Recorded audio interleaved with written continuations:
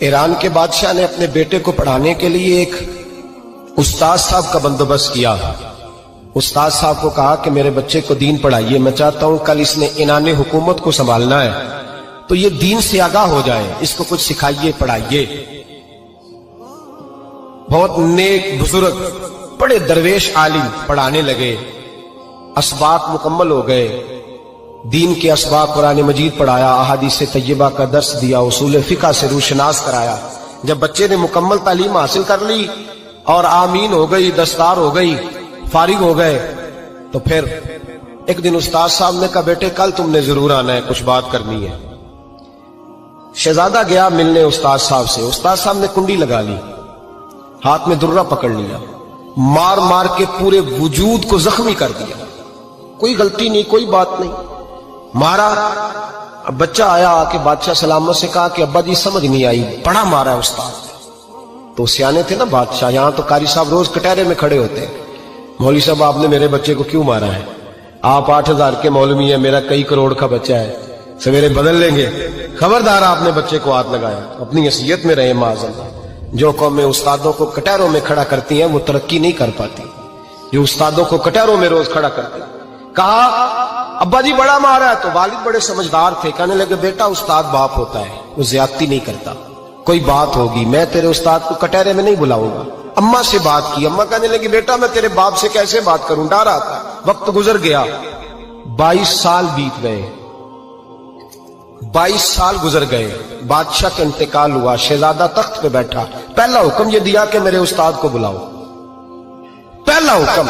استاد جی بوڑھے ہو گئے تھے، چھڑی کے اوپر ٹیک لگا کے آئے اور بھویں سفید ہو کے جھک گئی تھیں، یوں آنکھ کھول کے بڑی مشکل سے دیکھا، کہنے لگے شہزادے حکم ہو۔ کب میں شہزادہ نہیں، اب میں بادشاہ بن گیا ہوں۔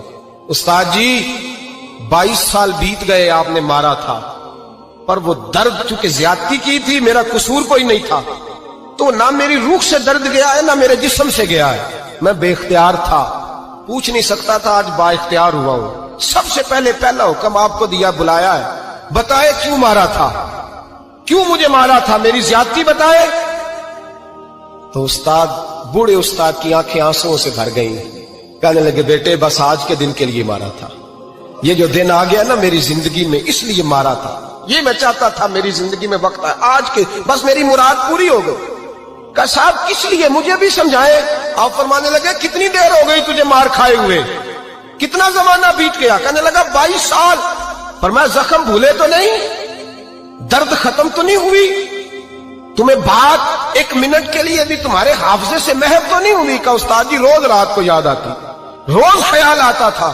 استاد کہنے لگے بھائی تو بے اختیار تھا، پوچھ نہیں سکا، 22 سال تجھے یاد رہا، مجھے پتا تھا تو ایک دن حکمران بنے گا، میں نے تجھے اس لیے مارا تھا کہ بیٹے یاد رکھنا، کسی پہ ظلم نہ کرنا، اگر تجھے 22 سال تک یاد رہا ہے تو جس پر تو ظلم کرے گا اسے بھی قیامت تک یاد رہے گا، اور یہ یاد رکھنا تو آج با اختیار ہوا تو تو نے مجھے بلا لیا ہے، قیامت کے دن غریب با اختیار ہو جائیں گے، مظلوم با اختیار ہو جائیں گے، وہ با اختیار ہوں گے، للہ الواحد القہار، رب کریم کی بارگاہ کے اندر ان کا اختیار ہوگا، اکیلے اللہ کی حکمرانی ہوگی۔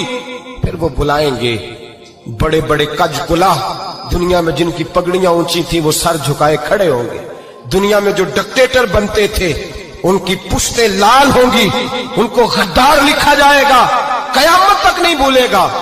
ظلم کرنا تو سوچ سمجھ کے کرنا، اتنا کرنا جتنا تم سہ سکتے ہو، اتنی زیادتی کرنا جتنی قیامت میں تم برداشت کر سکتے ہو۔ میرے نبی کریم صلی اللہ علیہ وسلم نے فرمایا ظلم سے بچو، یہ قیامت کے اندھیروں میں سے ایک اندھیرا ہوگا، زندگی میں زیادتی نہ کریں، اگر تھوڑی دیر کے لیے کوئی چیز برداشت کر جائیں گے تو وہ فائدہ دے جائے گی، کچھ دیر کے لیے اگر سہ جائیں گے تو نفع